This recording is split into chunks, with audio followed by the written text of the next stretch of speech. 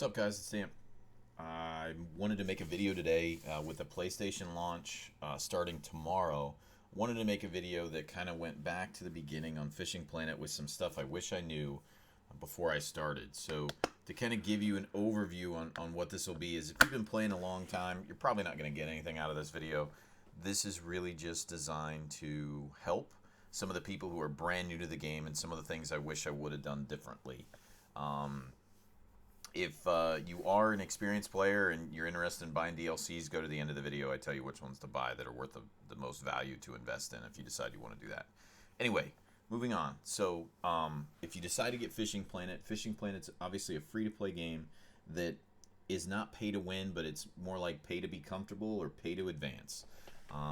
If you do decide to invest in some of the DLC contents, obviously you support the developers, but more importantly, what it does is it helps you level quicker and grant you access to places that maybe you want to go to fish with your friends, or maybe you just want to go to in order to progress throughout the game. So I don't feel it's pay to win. That's the first thing as we go into just some of the tips and tricks. So if you decide to get into the game, it's a really cool game. There's a few things you can do that make your life a hell of a lot easier that I wish I would have knew about before I started.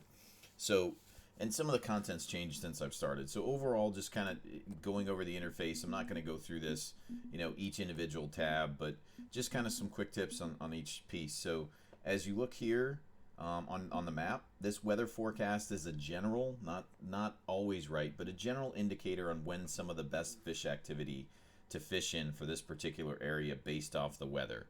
Now, sometimes there is a bug when you log off and you go back on the same day, your weather will change. So pay attention to that. But overall, you'll see here peak times are probably in through this range between 8 and 10, and then probably between 4 and 7 o'clock right here. So these are great times to fish according to this map, according to this area. Now, there's fish you can catch outside of these times according to the Ubersheet, which I'll talk about a little bit later. But generally speaking, on the map, these are called different pegs that you're going to go to at different times. Different areas that you can fish in. Each map has a bunch of different pegs. Looking at inventory, a couple quick things. It's kind of easy to lose some of your stuff in your house. So when you're back at the main screen, make sure you check these two boxes, because these sometimes have some stuff you never even knew you had, whether it's granted through a special event. And then also sometimes things get stuck down in here that are important for your well-being as you move throughout the game. So early on, most of the stuff you're going to need is going to be in through here, but just make sure to check your home. Sometimes you buy things, it's placed in your home rather than your backpack because you don't have room. Another thing is you kind of want to limit the amount of rods you take. Some people want to go right to like a 6 or 7 rod case when you first get into the game, and the reason you don't want to do that is most of this gear is going to be okay, but some of it will take damage, even stuff you don't use, and that's going to cost you money later on. So be cognizant of that. Moving on, you obviously have the shop, which we'll go into a little bit. Daily events, which as an amateur until level 15, this is something you definitely want to check out. These are pretty cost effective to get into, and you can get some pretty good rewards. Like these X series baits are baits, according to the forums that I've read, that increase your catch rate that you can only get through achievements or winning competitions. So they're definitely worth checking out. The amateur ones you can only do until you get to 15, so you definitely want to take advantage of that before you get past 15. These change every day. There's a schedule for the competitions. I mean, it's pretty self-explanatory, but check out the events. I wouldn't recommend traveling to the events, which I'll go into next, and kind of travel schedules and that kind of stuff. But if you're in the area, definitely participate in it. I think there's increased catch rates when you're in competitions. Personal experience. I don't have any data to back that up. Then you have the leaderboard, which basically shows, top leaderboards. These change out pretty frequently, but it's pretty cool to be able to see your fish on a leaderboard. You can see here that I don't have premium highlighted, so I'm not premium right now. And then you see the leveling system. So there are 40 levels, and then similar to Call of Duty, there's a prestige system when you go past that. So I'm prestige 5 essentially, or level 5. Beyond 40, your character will still show 40. You can also see on here the amount of bait coins you have, which is the premium currency, which I always recommend saving. I'm hoping that when boats comes out, there will be something to buy, but at that point, if it doesn't, don't worry about it. And then the amount of money you have. From there, pretty general information. I mean, you got your friends, your settings, whatever. We don't need to go over that. So let me get to some of the content. So overall, first thing, learn proper fishing techniques. You can find videos. I have some on my channel that kind of demonstrate them. There's a lot of resources which I'll talk about later, but learn the techniques and learn your equipment. So we'll talk a little bit about that right now. So as you go to buy some of your tackle, this can be overwhelming and you can waste a lot of money when you're first in the game. So as you look at rods, there's different types of rods. You have telescopic, which you'll probably start with. You have match, which as you see here, this means this rod can throw bait. Similar to telescopic, you're going to throw bait with those. And this is spinning. This is a casting reel. So this is the type of reel it can use. This is bait. This is a lure. So your match rods can use bait. Spinning rods use reels, spinning reels, and they use lures. So if you have, many times you see people buy match rods and try and put a lure on it. They don't understand why it's not working. So it's a little complicated. This interface has helped a little bit, but spinning rods need spinning reels. Casting rods need casting reels. Both of these throw lures. Okay, so these two are going to throw lures. Telescopic rods only throw bait. That's all they're going to throw is going to be bait. Match rods only throw bait. And they're going to be, you're going to use a spinning reel for there. Same thing for telescopic rods, spinning reels. Difference between spinning reels and casting reels. Casting reels typically cast farther, and in this game they can land bigger fish. Spinning reels tend to have a better retrieve speed for doing jigs and making it easier to get the twitch retrieve, especially on some of the lighter tackle. So personally, it doesn't seem to affect what fish you can catch. It's just they tend to have advantages and disadvantages. Most of the time, personally, I'm throwing a spinning reel, just personal preference. So as we look at some of the other things you can buy, you have lines, different tools and equipment. I'll come back to this in a second. Your bobbers, I mean, you guys can go through this. I don't need to break this down.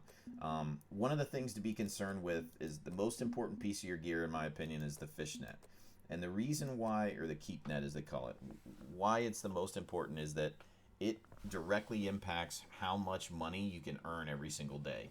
The bigger one you have, whether it's a stringer or a keep net, the more fish you can bring back. So difference with the stringers, you can't release and upgrade fish at a later date, so, or at a later time during that day. So let's say you caught a 40-pound unique catfish.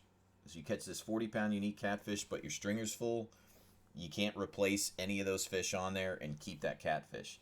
Now, if you have a keep net and it'll fit inside of the keep net, you're able to actually dump those fish back in the water and then retain it in your keep net. So keep in mind, the stringer typically allows you to have heavier fish, which I can't show you here, but the stringer allows you to take heavier fish. The keep net allows you to take more fish that weigh less. Eventually you'll be able to get the big one, which I'll talk about, the DLC that has that in, which is a good investment. But keep net's the most important thing. Different lures are available, different baits are available. You have to also learn your fish, obviously, which this gives you a direct indicator on, you know, as you're looking at your fish species, what each fish prefers. But I don't find these are 100% accurate. So I'll talk about the Ubersheet a little bit later, and that'll give you a better indicator on, in my opinion, a better indicator on what's accurate. And that's actually created by the players, myself, Luke, who's done a great job.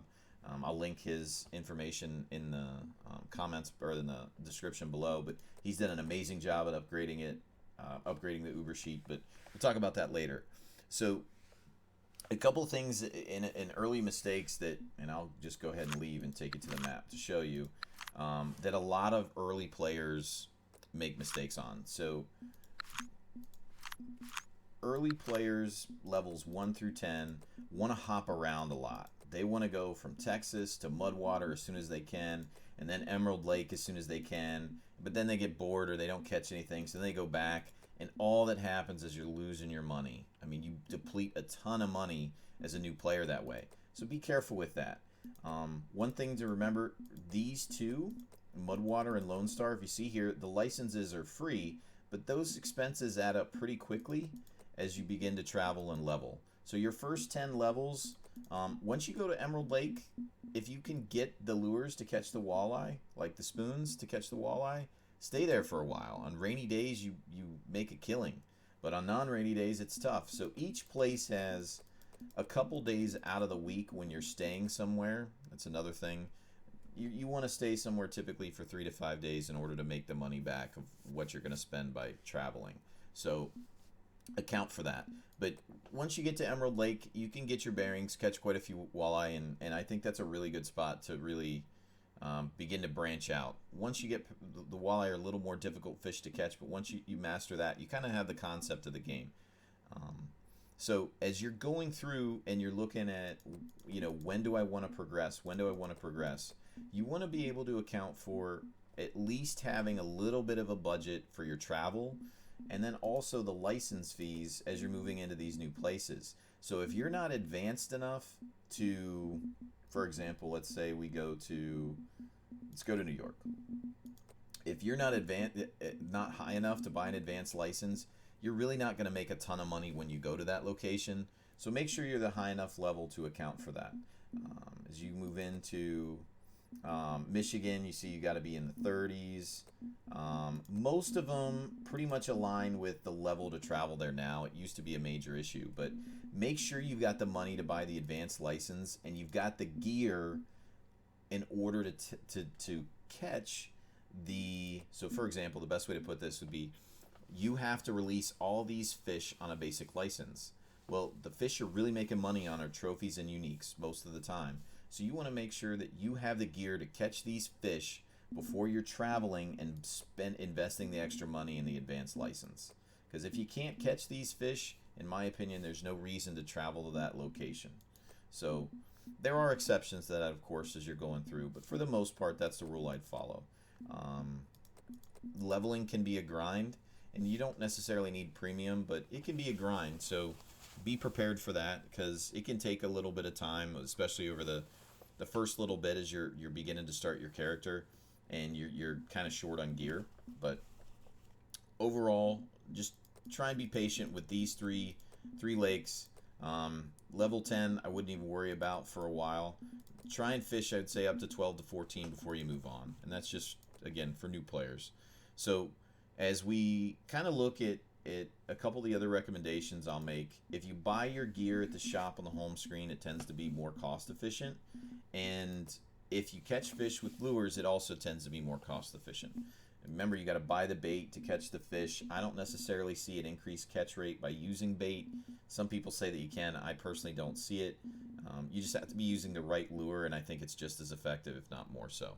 So be prepared, obviously. Bring only the stuff you need. You don't have to bring a ton of different rods and reels, but usually you want to bring a bait rod. You want to bring a jig or a lure rod. And then in the early going, you may want to bring a telescoping rod too for some of the smaller fish, depending on where you're going. But one thing to keep in mind as you look at the experience in the game, if you are using too heavy tackle, so for example, let's say I was using this rod here, which is, extra heavy. It catches fish on line weights up to 42 pounds. And I'm using this to fish for really anything under 30 pounds consistently. I'm going to take an XP penalty by catching it on heavier tackle. Because I used really big tackle to catch a smaller fish, I take up to an 80% XP penalty. So you'll see red triangles or arrows at the bottom of the screen. So it goes from 20 to 40 to 80, I believe are the exact numbers, to really negatively impact your experience. So you want to be careful with that. Don't buy gear or bring gear that's too big or too small for what you're trying to get. As you look at some of the other stuff that I'd recommend, really, guys, don't be concerned with buying every upgrade as you're new. Keep what you have. It covers almost all the way through level 10. And once you get here, you're going to start worrying about getting some bass fishing gear. So you may buy your first casting rod to get some lures. In my opinion, I'll show you what I feel is the best lure in the game, pound for pound. This is a premium lure. It's the 6 foot 3/0 crankbait that's crawfish pattern. You can catch so many different species of fish with this, from salmon to bass, striped bass. Hell, I caught catfish on it. This is probably the best lure in the game. It's available. It's a premium lure. You can get it in some of the DLCs. If you were going to use, so I'll show you kind of where it is.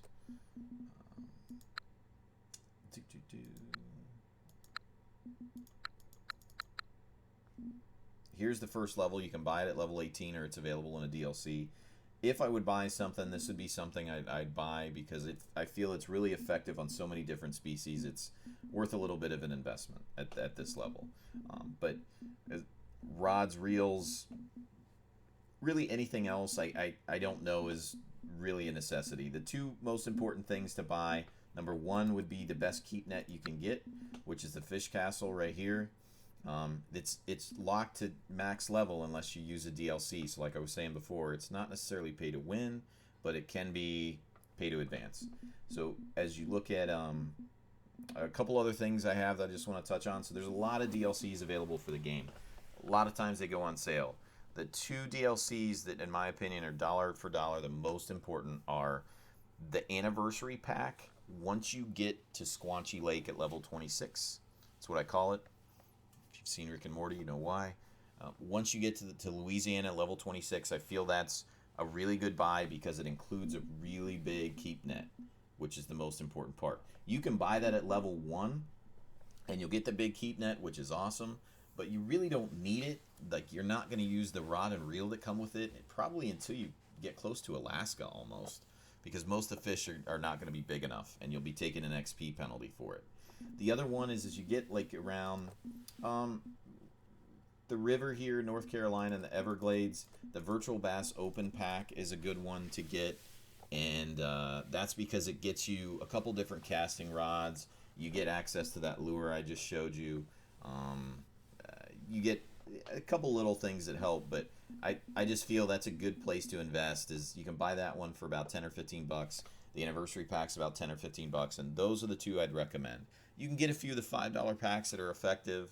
They're all okay, but those are the two I'd say, mostly because the keep net and the anniversary pack, and then just giving you a couple other tackle options that frees you up for about 10 levels, allowing you to make the grind between 14 to 26, which I think is one of the better or worst grind in the games, rather, that makes it a little more bearable, so to speak. So with that gives you some points to start. I think you'll really like the game. I think it's awesome. I'm really excited to get boats. I play this every so often on my stream. I'm going to link the Ubersheet down below so you guys can see it. But the Ubersheet is really where you'll learn the most techniques. So for your resources, there's a new Ubersheet if you're an advanced player. I'm not sure if you know that, but there is an updated one that's come out recently that I've helped with a little bit, giving some feedback on it. But Luke, the guy that's running it, has done a fantastic job of upgrading some resources to make it easy. And I would just keep it up and leave it up every time you fish. It tells you what times you can catch certain fish, shows you where to go. And then you can use videos like my channel. I have some resources for some of the fish, but KP Shamino is one of my friends. He's a really good guy. He runs a great YouTube channel. I'll link his stuff below. Go to him, sub to him. He's got a ton of great videos that'll really help you out if you're a new player. And that's it. So hopefully you enjoy the game. Stop by the stream sometime. I fish a couple days a week. Usually I'm on there just to relax, and I'll be happy to show you certain spots, or whatever you want to see. If you need some advice, just ask. So good luck. Hope you enjoy the game. Thanks for watching. See you later.